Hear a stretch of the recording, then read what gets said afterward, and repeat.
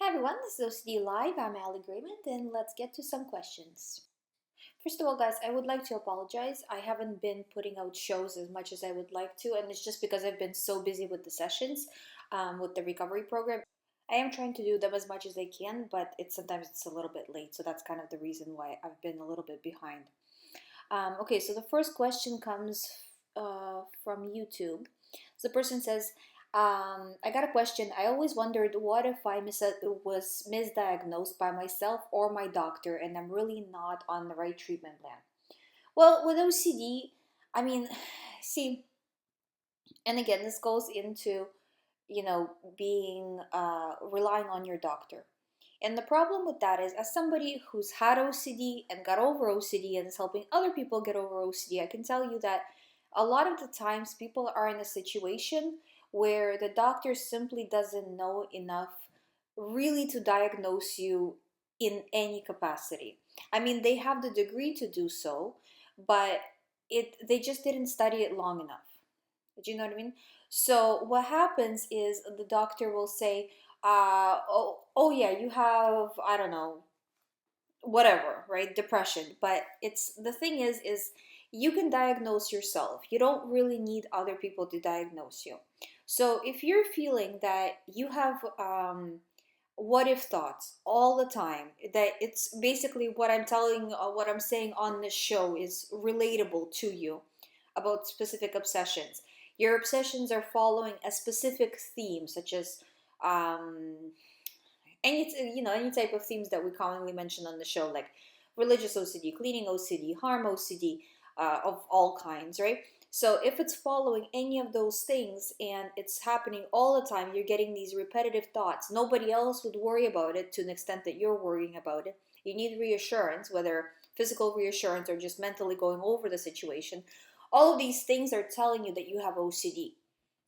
Now, your doctor can agree with it or disagree with it, and that's a different thing, and hopefully you have a doctor that you do have faith in, that you can rely on. But I mean, it's not rocket science. It's OCD is very clear cut. It's you know, if you have it, you'll know it. And chances are, if you're listening to the show and you're continuously listening, chances are you have it. Okay.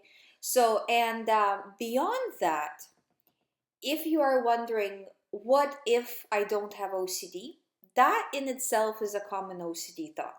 So if you're thinking, well, what if it's not really OCD? What if I'm not diagnosed correctly? And it sounds like this is what the question here is asking. This is an OCD thought in itself. And if it's repetitive all the time, like if you're just thinking about it once and just want to make sure, it's one thing. But if you feel like it's a nagging question that you're having over and over, that in itself is becoming an obsession. And it's actually a very common type of OCD where the person has OCD about OCD, not about something else, but about what if I'm not, just like exactly kind of what you're asking. What if this is something real? What if it's something else? And all of those kinds of things. So, it's basically, if you're saying what if it's a repetitive thought, then it's OCD, and you have to say, this is OCD. I'm not gonna check a million times if it's OCD. I'm just gonna choose to move on. And that choice would be like, well, what if I'm wrong, right? Because immediately that will come into your head. So you say, when I find out that I'm wrong, then I'll deal with it. I can guarantee you that moment will never come because it doesn't come for anybody. But that's the thing, is you want to say, when I'm wrong, I'll deal with it. I'm not dealing with it now. I'm treating it as OCD. But that's more specifically if you're worrying about um, if you have OCD or not in an OCD way, if that makes sense. So next question I have is, what is your opinion on false memories and what are the most common types?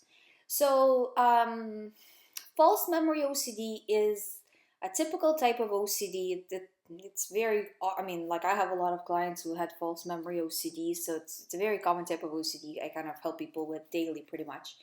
Um, so about what are the most common types? I would say it really can relate to any type of OCD, but it's generally because most types of OCD generally revolve around harm OCD. So, say for example, if we take um, cleaning OCD. Okay, why is the person cleaning? They're most of the time they're cleaning, not always, but most of the time they're cleaning because they don't want themselves to get hurt or somebody else to get hurt from, what if there's like a germ thing or something like that. Now, if you take driving OCD, well, driving OCD is really harm OCD because the person's afraid, what if I hit somebody, I get harm, right? Now, if you take types of OCD where the person is, clear cut, like they're afraid of hurting somebody in some way, again, harm OCD. So I would say that out of any type of OCD, harm OCD is the most common.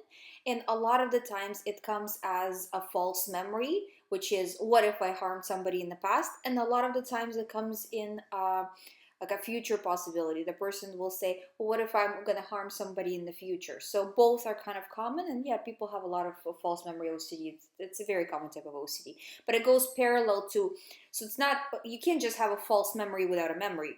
You have to have false memory OCD plus, say, cleaning OCD, right? So it's kind of like two in one. Okay, so next question. Also, what are the differences between people who suffer from pure O and traditional OCD, as the stereotypical hand washing, cleaning, and so on? Well, as I said in some of my other shows, I don't actually come across cleaning and hand washing as much as I come across other types of harm OCD or other types of OCD generally. They're not, I know in the media it seems like that's all people with OCD do, but really I don't know. I don't see it very often, to be honest with you guys. Um, I don't know if it's just, me, my show, my program. I don't know why, but I don't think it's as common as people make it out to be in the media. In terms of puro and traditional, what are so the question is, what are the differences between people who suffer from pure O and traditional OCD, like stereotypical, like hand washing and all of that?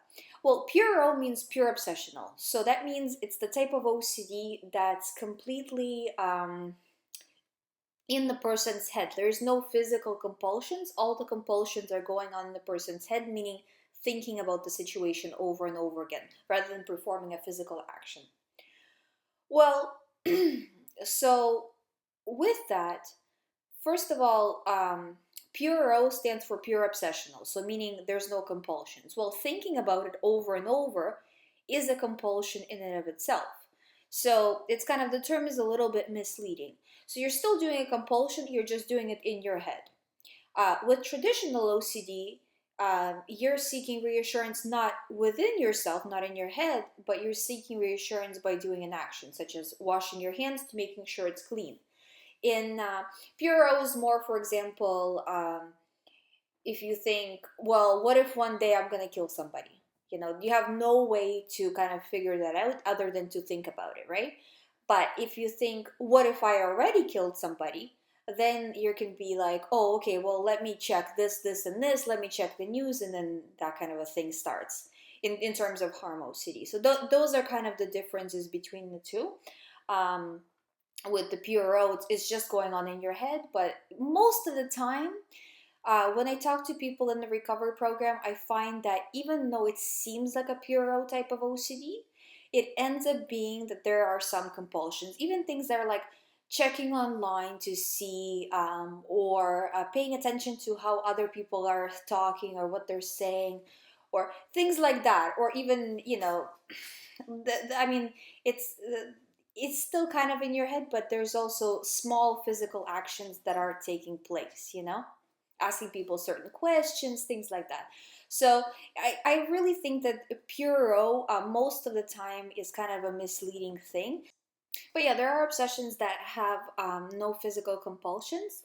And really, I would say that, and this is very important, guys, that if you're dealing with OCD, the thing that is making you the most like digging yourself deeper into OCD is you constantly going over the situation in your head, because you can stop yourself from physically asking, you can stop yourself or wean yourself down and then stop yourself from cleaning, washing, whatever, all this stuff. But the mental dialogue, that's what you have to focus on, because that's the hardest one to stop. And it's controlling where your attention is at all times, and it's going to take a long time to get to this. So it's basically every time you're in a situation where, like, you're just going through your day, right? You wake up, you get an OCD thought. So then as you're going through your day, you get all these thoughts all the time. So as many times as you get this thought is how many times you have to say, no, I'm not paying attention to this thought, I'm moving on. And then the thought will go to whatever you're doing for a second and then go back to OCD again. It goes back to OCD again. You say, no, still not paying attention to it, still not dealing with this anymore, and go back to what you're doing. And you just kind of have to just do it.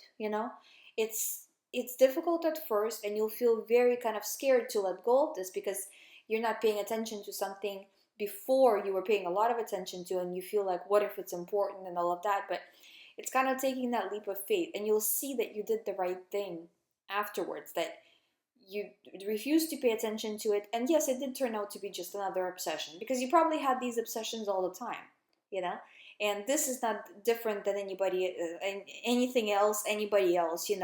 I mean, even in terms of harm OCD, I talk to people every single day who have harm OCD, So unless everybody's just getting away with murders and things like that, it's just logically, but everybody is feeling the same amount of anxiety, the same amount of, need to seek reassurance in the beginning, right? That, oh my God, I just have to find out, I have to, do all this, and just really feeling to the extreme that this, what if this is true and all of that. And it's never turns out to be true. Now, I don't want to give you guys reassurance, because reassurance is bad, but you have to understand that you taking a leap of faith will pay off. It's hard now, and it was hard for me too, but it does pay off. And I have so many clients to prove that it does pay off when they do it, But when you just follow what OCD tells you and do reassurance, you just day after day getting worse. And that's how I was in the beginning, when I didn't know any better.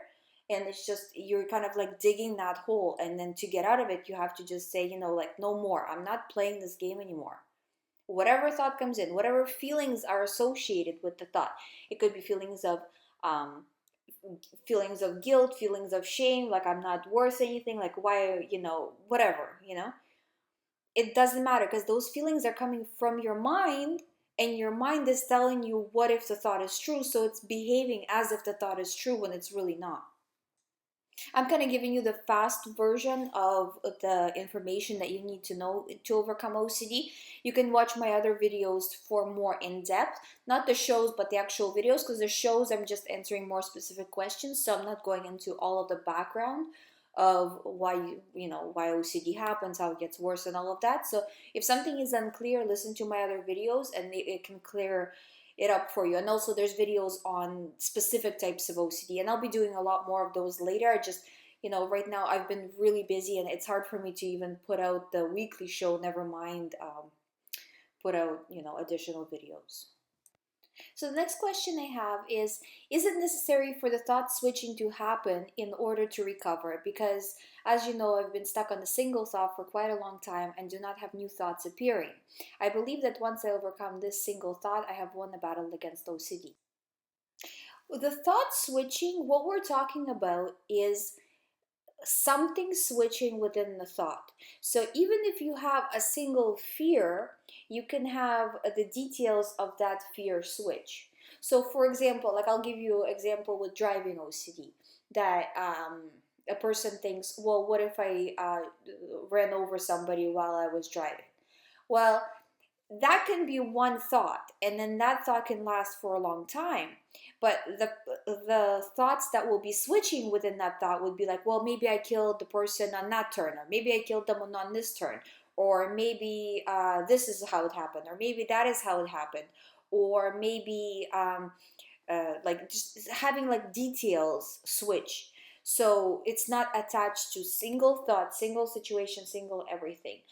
If it is attached, that means you just have to disregard more. Disregard, not pay attention, and not dig into the details. However, another thing is, if you have the thought for a long time, the whole scenario that you kind of laid out for like that is the essence of the OCD thought, can be so ingrained that it's hard for the brain to even switch thoughts.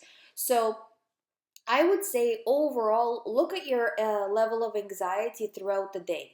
And not just like a single day, but over a course of, say, 2 weeks. You know, how are you doing? Are you doing better than the previous 2 weeks, or are you doing worse than the previous 2 weeks?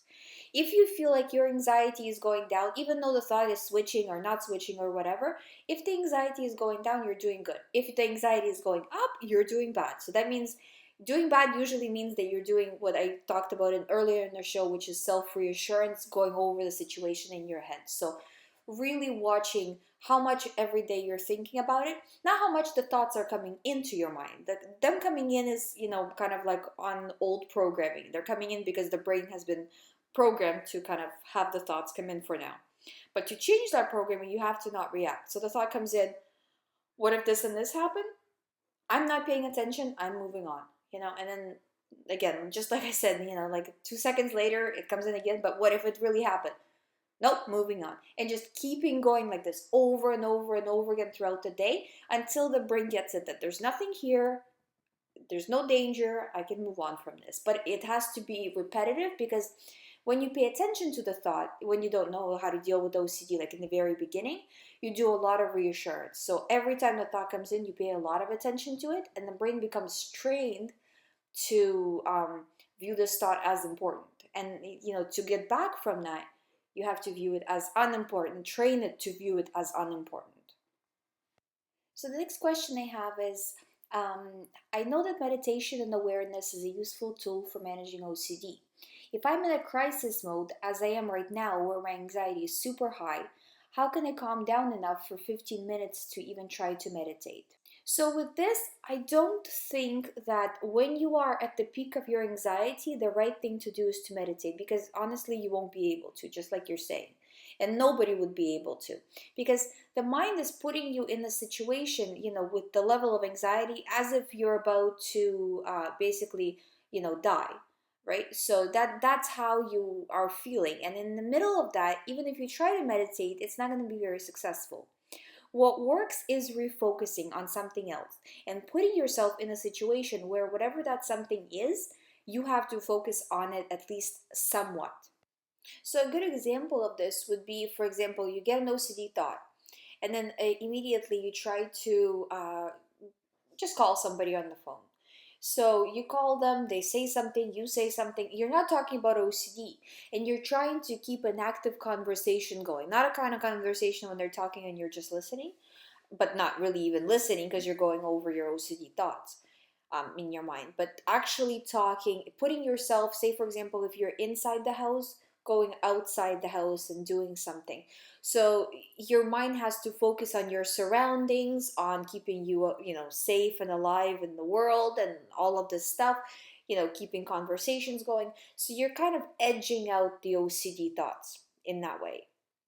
Because if you compare that kind of reaction to, an OCD attack, to just staying in your room or in your house and just going over the thought over and over again, 100% staying in the house is going to make you way worse.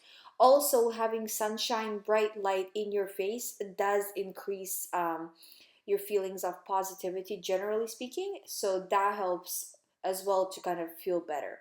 And I know, when you have anxiety, 10 out of 10 won't help a lot, but it will give you enough of a boost from where you can disregard. And once you start to disregard, the anxiety will start to go down. Not, instantly, but it will start to go down. Then at that point, when you feel a little bit more calmer and a little bit more like together, then you can meditate. And meditation, you can do it if you start to do it all the time, like daily, even for something small, like 15 minutes a day. Then, when you get anxious, you can still kind of push through and do meditation. But even then, like 10 out of 10, that's really high level of anxiety. So at that point, I would say you need to kind of have it refocus, have it drop to like a 7, and then from 7 you can do meditation. Okay, so the next question I have is, could you discuss the problems in decision making as it relates to having OCD? So having OCD about a specific problem and making decisions that deal with that specific problem can present to you a lot of confusion, where you think, is this really OCD or is it me, or so I would say to differentiate the two. If you are worried, what if, and it's coming with a lot of anxiety, generally that would be OCD. If you're looking like, And also, that does it come from your feelings? That's a very important point as well.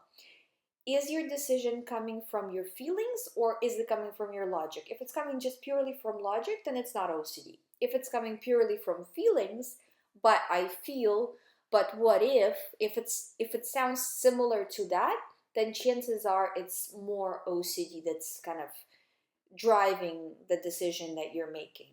So I would say that that's a good way to kind of tell the difference. So these are all the questions I have for today's show. If you would like to ask me a question for the next show, you can do it below any of the videos and email me privately as well to info@youhaveocd.com. If you are emailing me a question, just please mark it clearly if you want me to answer the question on the show or not, so I don't say anything that you don't want me to say. Either way, I don't say anybody's name. I keep pretty much everything private, so nobody will know it's you. But still, if you would like me to keep it private, just let me know. And if you would like me to answer on the show, please say yes, I would like you to answer on the show, just so I don't get confused. If you need more information, you can visit youhaveocd.com. There's a private recovery program there with me. There's also a lot of ebooks, a lot of free information, just so you can get more info on OCD and how OCD operates, how to overcome it, and all the specific details relating to different types of OCD. So thank you guys again for watching. If you haven't subscribed, please subscribe, and I'll see you in the next video.